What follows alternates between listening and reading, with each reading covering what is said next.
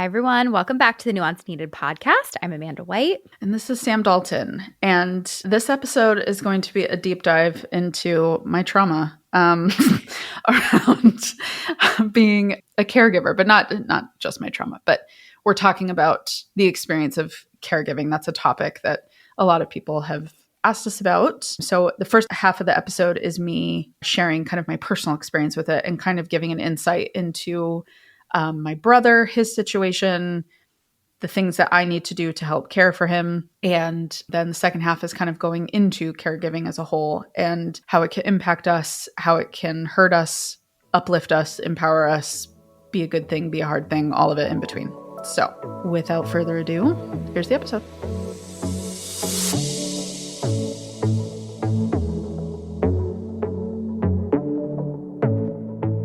We're here today to talk about caregiving. So this is one that a lot of people have asked my insights on because I am a caregiver, I would say. I think that's fair. Yeah, you help a lot. I help quite a bit. I think this is a topic that goes very broad. Caregiving applies to being a parent. Caregiving applies to taking care of sick parents. If your parents are elderly, if they're having health issues, taking care of them. This has to do with people who have health issues, are involved in accidents, have disabilities, have cognitive disabilities. And I think I'm seeing a lot more of that. And I've had some people reach out to me and ask for my experience and like insight on caregiving and what it is and what it means and all of that. Well, I think you're unique, Sam, in that it was always a part of your life. And I would imagine you don't have a clear line of like before and after because it just was your life, your whole life. Yeah. So I'll give a quick, like little high level view and then we can kind of dive into it because if you've been here for a long time, if you've followed my page for a long time, if you've been listening to podcasts, you know about this. So I apologize for repeating it for the 9 millionth time. But for the people that don't know, my brother has a disability called Cri-du-chat. It's cry of the cat syndrome. And in utero, during development, put very, very simply, his fifth chromosome. So as the chromosomes develop, they split apart and they come back together a couple different times. And his fifth one just split apart and stayed split and never came back together. So it was a total fluke. Neither of my parents are genetic carriers for the condition. My parents didn't know that he had that. All of the ultrasound scans had been normal. Also, they thought he was a girl. Were those related at all? No, they think he might have just like had his legs crossed or it was like the positioning of whatever. Yeah, that was probably before blood tests because now they do it with a blood test. Yeah. I mean, it was 1993. So yeah. So I was the oldest. My mom had like a typical pregnancy and delivery with me. And I had typical development up until that point. I was 2.5 when he was born. So my parents go to the hospital thinking everything's going to be fine. Very fast labor, my mom says. And he was actually very tiny. And when he was born, they at first were like, oh, it's a boy. And my parents were like, no way. And then they noticed that when he started crying, all of the nurses immediately looked at the OB. And there was like 2 or 3 nurses that were in the room. And they all like looked at the OB because his cry made him sound like a kitten. Very high pitched, very like, not a typical baby cry. And they whisked him away.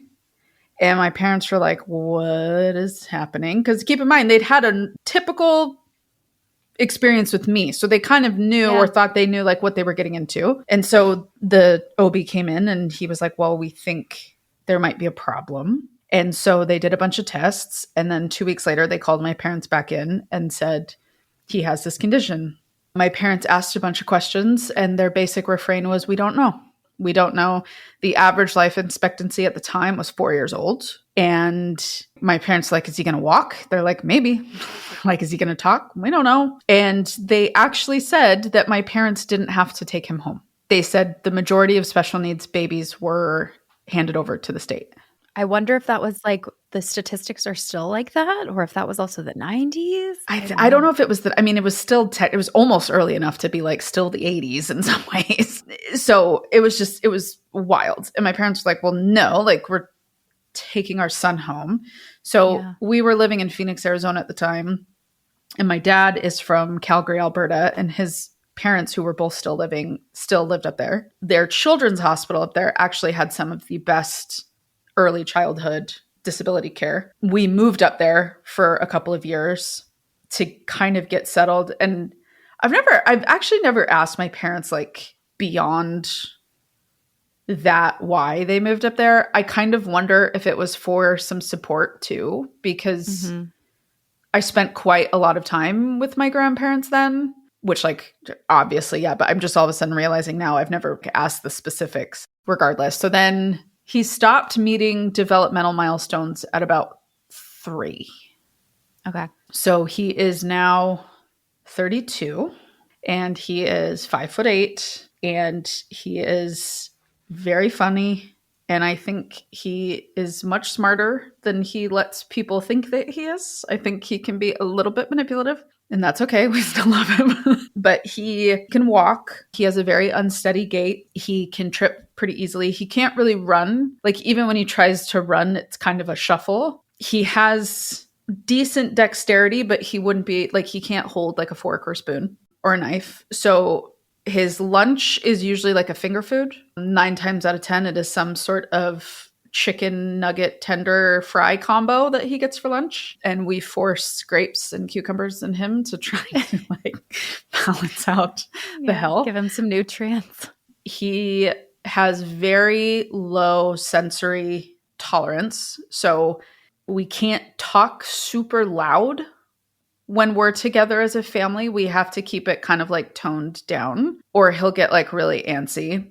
He will sometimes have like sundowners in the evening where he'll have like an hour where he's like really cranky. Sometimes he'll get aggressive. I've been punched in the face. I've been kicked. He pinches. He wants me to wrestle him. It's called Get Off. That's literally the game that he calls it. And so you literally have to like lay across him like full body weight, and he tries to like wriggle out from under you. But the problem is, like, he tries to punch you. Like, he gets like way too aggressive with it. And so you have to tell him to chill out. He can stand in the shower, but he doesn't have the dexterity to wash himself. So we get him in the shower. He'll like kind of stand there, and then we have to like soap him up and like wash him. We have to brush his teeth, put his deodorant on. He's diapered. He doesn't use the bathroom. He also he just wets the bed because he goes through the diaper. So every morning the routine is like, once he's ready, he'll stay in bed until like 1. And we're like, oh, okay. Wow. Like and sometimes like he'll usually get up once he's gone to the bathroom, if that makes sense. Like, we kind of we don't just like force him to like sit in it. That's not it. Yeah. But sometimes he won't have gone and he's not ready to get up, and it's not like he has a job or has to go to school. So it's like, my parents just kind of do their own thing. But when he's ready to get up, we have to strip the bed, clean the bed, shower him, wash him, get him all cleaned up. He loves Axe body spray. He calls it push push. So he needs push push. So we put on push push, and then he has a plethora of t-shirts and basketball shorts. Mm-hmm. He has slip-on Skechers sneakers, and that is his life. And he goes for like little walks during the day. He takes meds 3 times a day for like behavior stuff and like stress management, anxiety management, and mood stabilizers and all that. And he watches cartoons, and he will have his TV going with his iPad going. He knows how to navigate the iPad. I've asked him, I'm like, why can you use an iPad, but you can't use the toilet?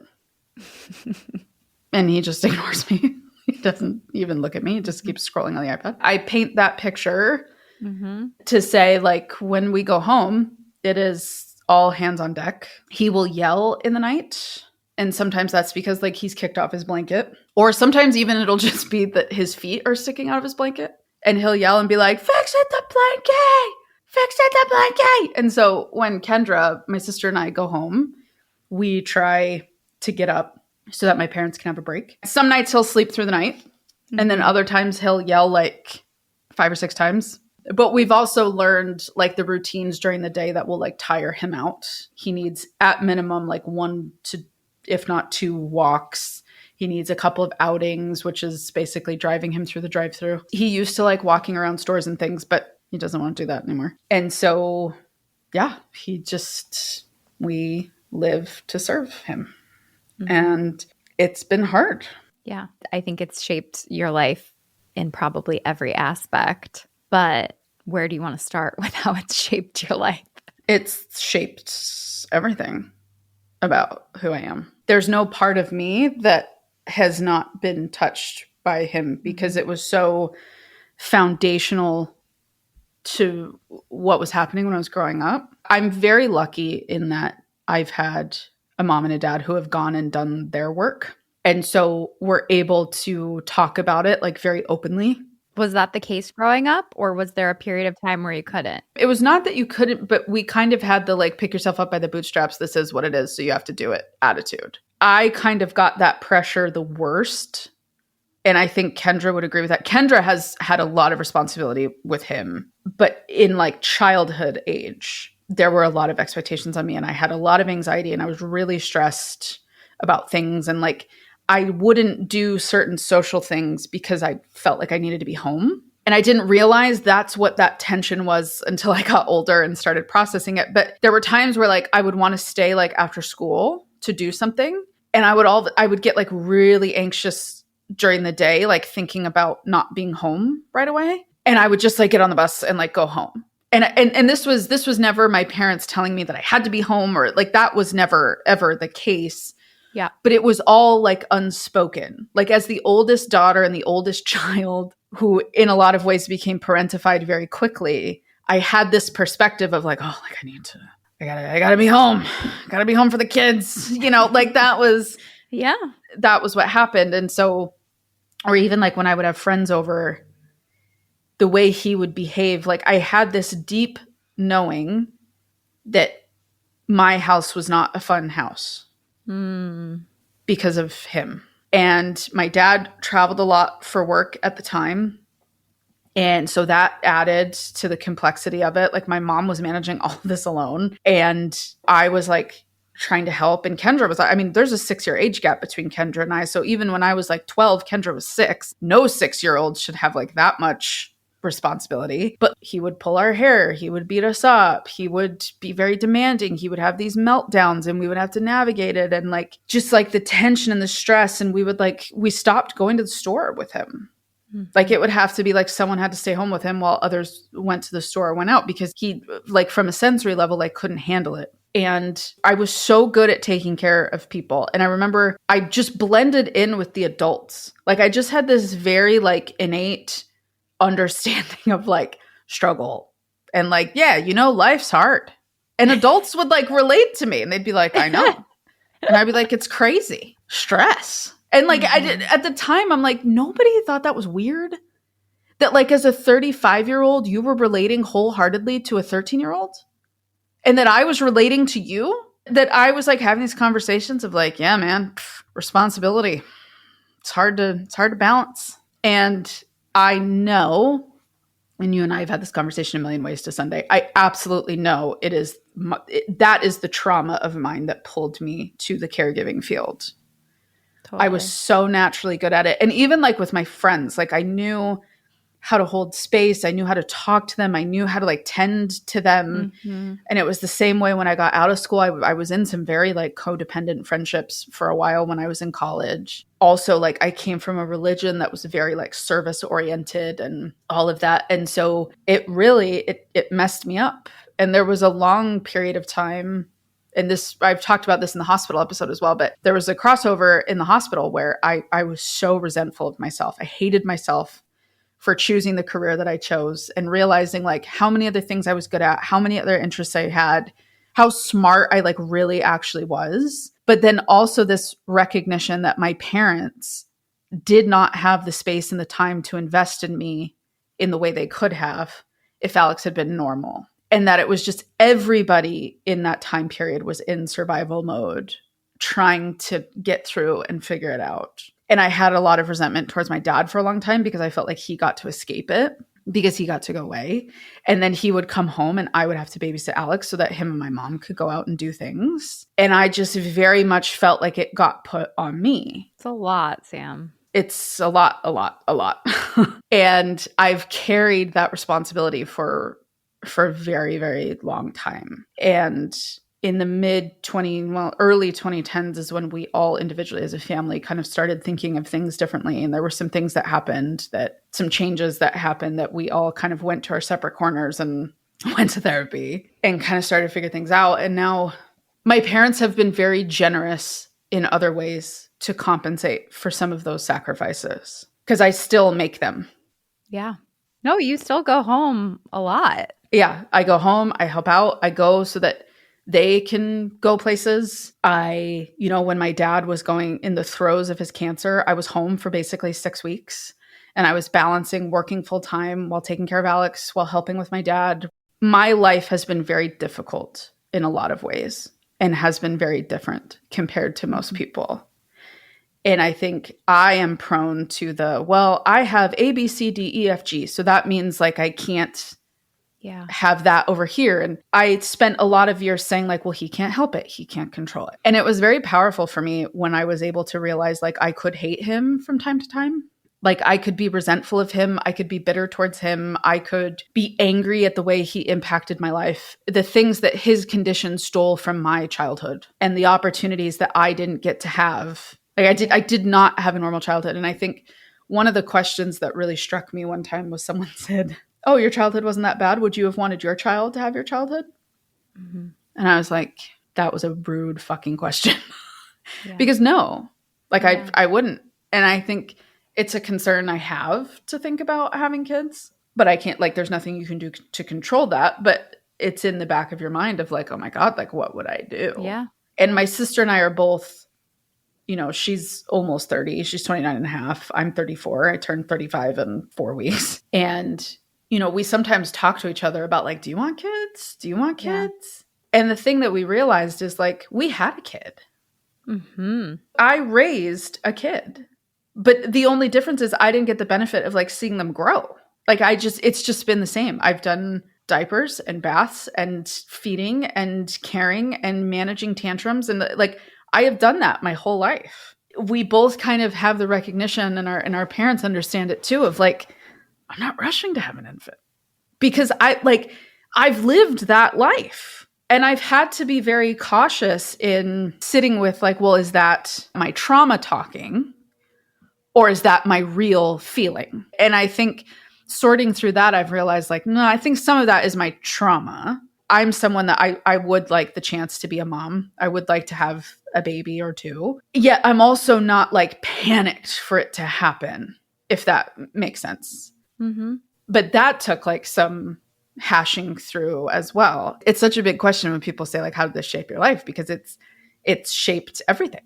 It still does. And, even like there's been times where like I've been afraid to think of like bringing a guy home because I feel so stressed thinking of like subjecting someone to that, which is so unfair, like to me. And also like unfair to whoever this future mythical man is, that he wouldn't want to like hold space for that. It's very lonely when other people aren't used to it. And you're afraid of like, what are people going to think of him? And like, but what are they going to think of us? Like, are they not going to like us? They don't want to spend time with us. And I would feel a lot of that tension when I was growing up. And I was very lucky. I had like some really, really lovely friends in high school that I'm still close to today, who were always like so kind and understanding about it. And if any of them are listening, which I think some of them might be, you know who you are. And just thank you for not leaving me out. I remember what it was like when you would come over and how it would sometimes be really stressful. And if you're listening to this, just thank you. Because it was so lonely, and it was just this like very deep awareness of how not normal it was. Yeah, it's just like an ever evolving part of my life. And it changes and shifts depending on the season that I'm in, and other factors in my life and the work that I'm doing like on a personal level. I think one of the biggest things that I just feel really grateful for is that my parents have matured with it as well. Mm-hmm. And I think that I'm willing to still help and to still be a part of it because that's my family. Yeah. And that's a value of mine. And I'm willing to do that, but they're also willing to like do that for me. Knowing that they can't show up in the typical ways, they've tried really hard to show up in other ways. Like they can't visit you here Yeah, and things right. like that, I would imagine. I remember one time, and my supervisor, who was helping me get my hours for my L, my mom had bought me something and she got upset at that. That's so weird. She did. Like we were sitting in the office and I was like, oh yeah, like my mom's really nice. She bought, I don't even remember what the thing was. I just remember saying, oh yeah, my mom bought me that. And she's like, woo, someone's spoiled. And I turned to her and I said, shut the fuck up. Truly shut the fuck up. You would never do what I've done. I know you. I know you would never, ever, ever, ever do what I've done because I hear the way you talk about your kids. So I don't want to hear it. That I flew home for 4 days to help take care of my brother, and my mom offered to get me something in return. That's the other isolating thing, too, is so many people don't understand the caregiving journey. You become this like blank vessel of projection for people to just like assume what would stress them out or assume what they couldn't handle. Just talking to you all the time about like how incredible you are. But then realizing like they really don't mean that in a compliment. Like they feel bad for me. And it's really frustrating when like you try to talk about it with people and people will be like, oh my God, you're a saint. Right. It's like pretty dismissive. Where do you go from there? Like, oh, so I'm perfect. Right. Then you can't actually share about how it impacts you. I can't share how hard it is. I can't share about how the fact, like when I come home and I go through the airport, I'm afraid people are going to think I'm a battered woman because I have bruises all over my forearm. Yeah. Because he thinks it's funny when he pinches me. And he'll like catch me when I'm like least expecting it. Or he'll like, I'll use this like right forearm if he starts like punching. Yeah. I use that to kind of block until I can get up and get out of the way. I think what's so isolating is sometimes people get so overwhelmed at thinking of what their life would be if they had that situation that they kind of shut you down with this like generic, like, oh my God, you're a perfect angel baby saint and nobody can touch you and you're on a pedestal now and I hope you're okay. I've learned enough that when people say that, the conversation's over. I think that for me sometimes is the most difficult part is understanding like how few people even care to try to understand what it is. Like everybody always kind of assumes that it's like, oh, it must be the diapers or it must be like that he gets aggressive. Yeah. And it's like, no, it's the fact that I desperately wish my brother didn't have to live this way because he's in pain. He's suffering. He's not in a good place. He's not healthy. And he's not. He has bruising on his brain from what they think are like mini strokes that he's had. Mm-hmm. He has an enlarged heart. He has a malformed kidney. He has low to no muscle tone, so his bowels essentially don't work. He's like chronically constipated. I think a lot of people assume there's certain things that are hard, but I grieve a standard relationship with a brother. I grieve what it's putting my parents through. I grieve what it's put me and my sister through. I grieve how it impacts us as a family unit. Like it is so much bigger than just, oh, like I have to change my brother's diaper. Like it is so much more layered than that. And as someone who is a chronic caregiver, my heart really goes out to people that become caregivers out of nowhere.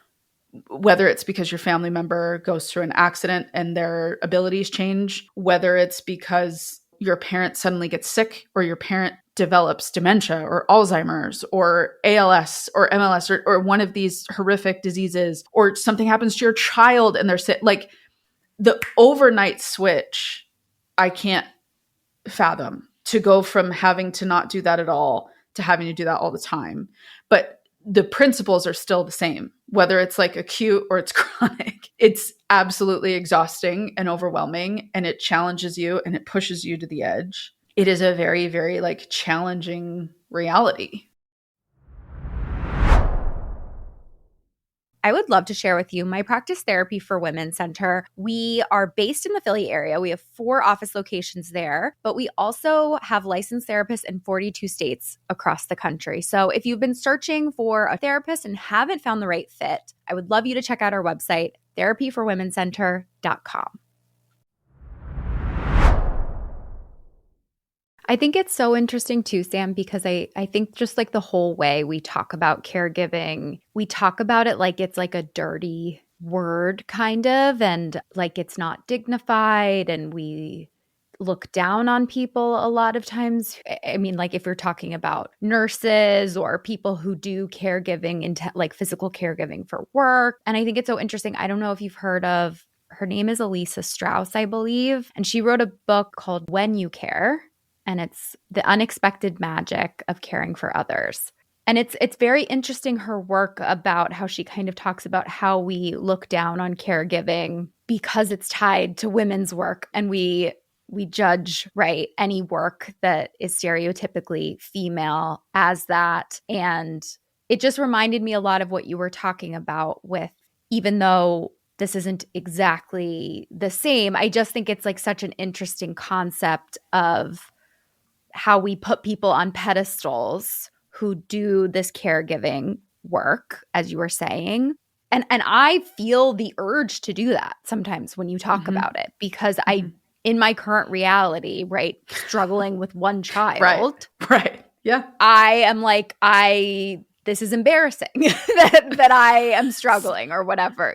I think your point about you don't really have a choice and everyone's capacity is different, and people just imagine what it would be like in their current life. And I have a little bit of perspective on that, because I think it's really interesting as a society we're exploring more, like, do you want to have children? One of the biggest Right. things is like, could I live with a child who had severe disabilities? And that was a huge reason that I was very scared of having children. And I think I sort of labeled myself as someone who could never Do that. be a Yeah. good caregiver or whatever. Right. Like, I'm too selfish. I'm too this. I have too many mental health problems, whatever. Right. And I think the experience of having a child has very much changed my opinion about that. Not that I want that by any means, but I think, to your point, it's like very few people choose this unless it's your career. It is something that happens, and the love you have for the person, your family, your values, your duty, whatever, is that you just do it. It hurts our humanity when we put people up on pedestals as these are the people who can do it, and then there are people who cannot do it, and it disconnects us from like recognizing that people do it and they still struggle and they have feelings and they're still human. I appreciate that, because I think because I know I just went on this like long tear-filled rant of like how challenging it's been, because it has. And it has also made me an emotional oak tree.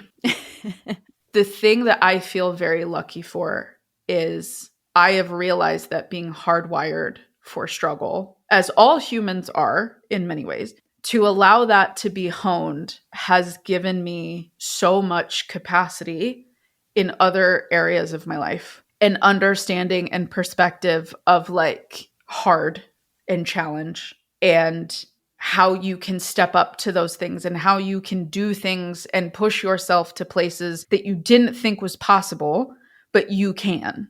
You can meet yourself there. You are capable of meeting really big, challenging moments. And I think something that I don't give myself enough credit for is when my dad had cancer, when he was in the thick of it, when we found out the diagnosis and he needed multiple different surgeries. And I went home, came back, went again for like a long period of time, that I cared for my brother.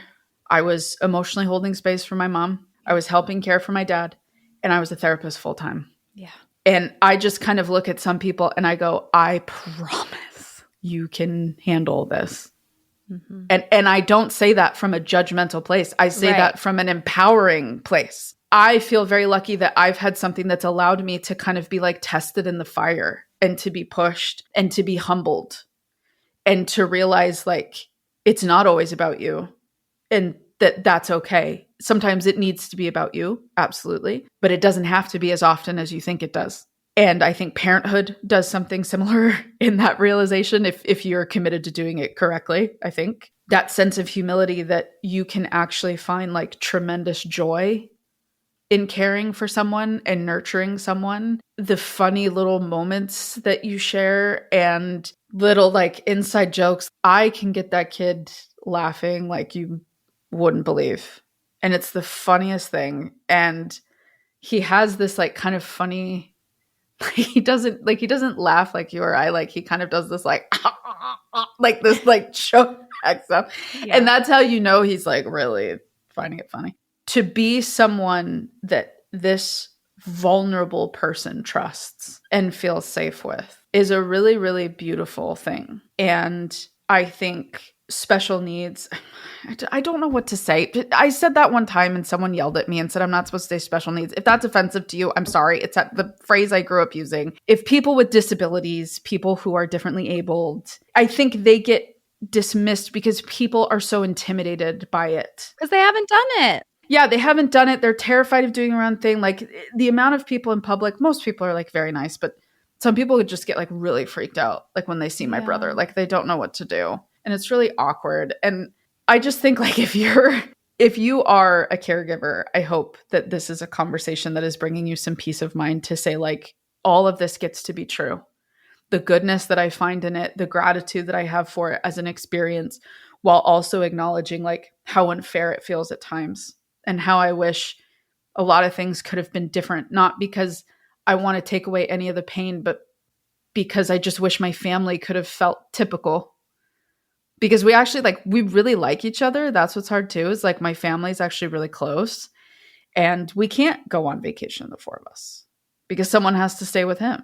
And he gets really anxious when my parents are like gone for too long, even when it's like my sister or I watching him. So he has a couple of caregivers that come in and help, but like outside of my parents or me and my sister, but he wouldn't do well being like overnight. And we've just kind of accepted that like that's our life. But if you know somebody who is in a position where they're caregiving, check in with them. And my insight would be like, ask them how they're doing. Because it's really easy to ask about the person. Obviously, that's very fair. You want to know if they're okay or if they're doing okay or if they need anything, but don't be afraid to like sit in that vulnerable space with the person doing the caregiving, because it is very lonely. It's very isolating. Everybody's situation is different. Everybody's access to resources is different. And I think to practice realizing like you don't have to know what to do because that person already knows what to do. They just really want connection and community. Because more often than not, when there's someone in your life that you're caregiving for, there are restrictions to what you can do in the community across conditions and diagnoses and whatever, right? And so for them to know that there are people that are thinking about them and aware of them and involving them, like that is huge. And so if you know someone who's in a situation like that, be there for them. And also, if you are a caregiver, open up to people that you trust. Because I think more people around you would like to be supportive, but they don't know how. And they're afraid of stepping on your toes or, making you feel like you're not good at what you're doing, right? But like for you to ask for the support that you need and to take care of yourself as best you can, because that is so hard and it feels so impossible when you're balancing all of that. I'm hearing like people often they either put people on pedestals or they kind of treat you with kid gloves. Yes. And there isn't just that like human to human level. Yeah. Because it's chronic. Well, I think the other thing that you mentioned, I think it is a serious thing. And I think you and Ken, I remember when you guys first started talking, like you bring a lot of levity and humor and you can laugh about it and you can have different emotions about it. And I think people feel like I must be very serious or I'm like laughing at the thing. And I think that's important because that is humanity, right? Is like laughing in the face of all of this. It is being mad while you're still doing it. It's feeling like this is extremely important work, but it's also ridiculous what you may have to do or things like that. And I think people get that with parenthood. That is like a normal conversation, but it is different, I think, with caregiving. And that's been one thing I've been surprised about with having a child is just you also can't, I think so many people are overwhelmed by it because they're like, I can't imagine these terrible moments. And I think, I've talked a lot on this podcast and with you about my theories about how the internet is ruining our brains because everything is so frictionless. Right. And there is nothing I can think of that involves more friction than caregiving. Because it is like a very physical act. Yes. And it is sort of, and I think just what you were talking about with just being very rooted and things like that. And I think you learn that emotions pass. You will learn that everything gets better. And I've learned that a little bit with like having a child of a tantrum doesn't last forever. A phase doesn't last forever. The feeling you have doesn't last forever. And you also can't cherry pick the best moments. And if you didn't help with your brother the way you did, you wouldn't have a lot of probably your favorite memories. And that is what is so messy and weird about caring for another person. And I'm sure I haven't read that book, but I'm sure that's what she talks about in that book of just the layers of it. Yeah. Well, like I'll give you like a really quick example. So he loves DVDs, but he doesn't put them in the box. He stacks. So like on his bookshelf, he has like these 3 massive stacks of just like DVDs. And he likes to sort through them. And he'll just like be in his room doing it. But sometimes they'll like spill over on the floor. And of course, he would never clean those up. So he calls you in to clean them up. And he's like, clean it up. And you're like, huh? So one time I'm down on the floor cleaning it up. And he starts to try to kick me. And he had been like kind of testy all through that day. And I was like, dude, stop. And I pushed him down on the bed, and then he sat down on the bed, but then he kind of started trying to like hit me. And I'm like on the floor, like picking up these DVDs. And I'm like, what the fuck is this? Like, this is so stupid. So I stand up and I like kind of put the DVDs back in, and I'm like, there you go, buddy. Fuck you. And all of a sudden, like I walk out and he goes, fuck you. And I turned around and he had this like huge smile on his face. And I realized that like for him, he thought that whole exchange was like so funny. Yeah. And in a way, I started laughing because I was like, he's still a brother. Like, yeah. Even though he has, he doesn't function the same as like a typical brother, he's behaving like a brother. He's trying to piss me off. He's trying to rile me up. He wants to get like a reaction out of me. And then my mom will be like, who taught you to swear? And he's like, Sammy. And she's like, is that naughty? And he's like, Sammy's naughty. I'm like, okay, whatever. He's like such a freaking stool pigeon. He tells on everybody. He'll announce if, someone did this mean. He will try to blame Kendra and I for things when we're not home. Like my parents will go in his room and be like, who made this mess? And he's like, Kendra. Like it's just like he does stuff that it's just like, he's still like a brother-ish. And so it's by far like the hardest thing I've been through in my life because it is so chronic and present. But it also is like the most powerful. And I think it was really, really helpful for me in my processing of this chronic experience to accept that both exist. Mm-hmm. And I think to anybody that is caregiving, I don't care what the situation is, I just really invite you to like practice letting all of it be true. Mm-hmm. Letting the messiness of it be true, that to be disappointed that this is your reality, to be angry that this is your reality, that's healthy because it's not typical. I think we normalize a lot when someone gets sick. Yes. Right? Like I'm thinking about my mom's cancer and like my dad became her caregiver. And there is a lot of anger there. And it is all sort of anger at the disease. And I wonder if there is a more difficult, confusing element of when someone has a chronic disability, whether it is harder to externalize the problem because it is more them versus there was a before and there is an after. Yeah, I struggled with it for years. And I think it is so different and vast and varied depending on the severity of the disability and the needs required for the caregiver. I also have like such a different perspective now of what I think would be difficult caregiving because I feel like I have been so deep in the trenches. Yeah.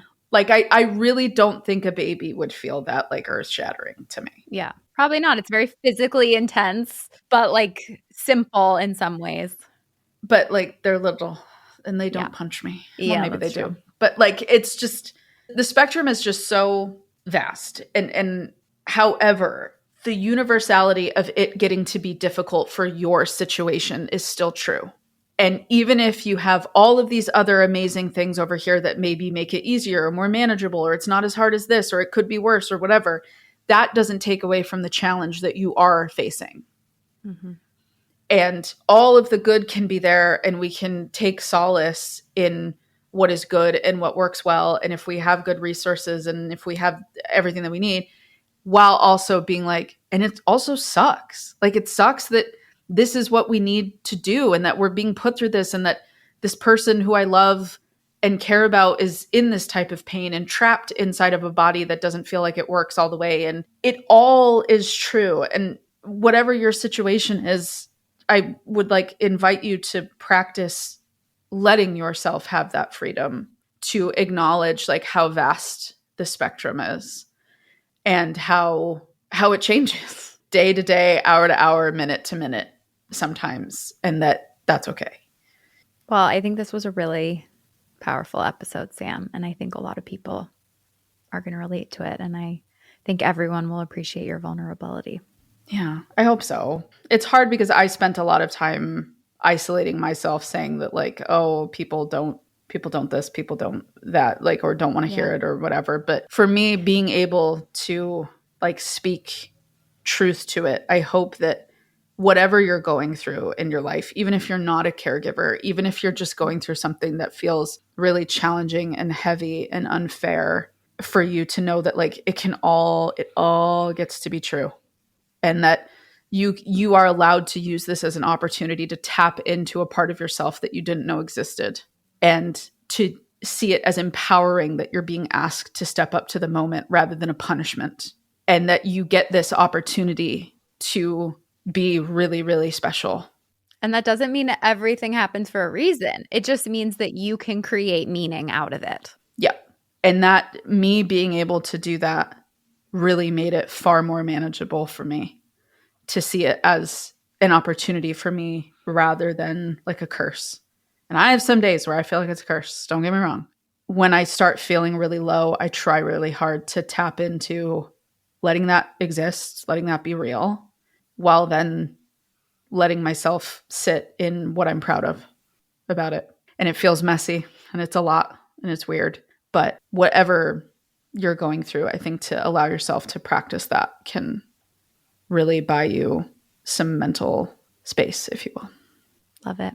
Well, thanks everyone for listening. We have some really great episodes on Substack. If you want to join us over there, we have one that is going to be coming out soon about who gets to critique and critique culture. If you read the book All the Way to the River by Liz Gilbert or want to hear our thoughts on that, we have that one. As always, if you ever have specific ideas, thoughts, topics you'd like us to cover, you can DM us.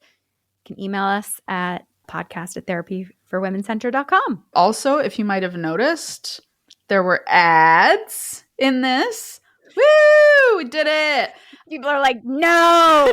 No, we're sorry. We had to do it. We're sorry. We need to be able to be compensated for how much time we spend on it. We have to do it. We're sorry. So we thank you for being here.